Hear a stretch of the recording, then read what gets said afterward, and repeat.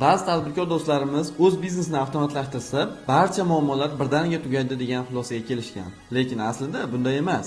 Masalan, avtomatlashtirsangiz, ko'chadagi narsalar bir kunda yig'ilib qoladi degani emas.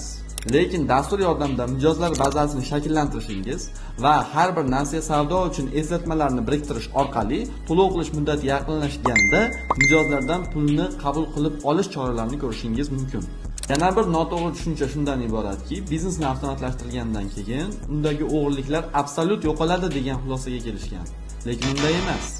Xomashyo kirimidan boshlab tayyor mahsulot sotuvgacha bo'lgan jarayonlarning barchasini yagona dasturda nazorat qilish orqali kamomad aynan qaysi bo'g'inda yuzaga kelayotganligini aniqlash va buni bartaraf etish choralarini ko'rish mumkin. Avtomatlashtirish maqsad emas, vosita. Aynan shu vosita yordamida maqsadingiz tomon harakatlaning.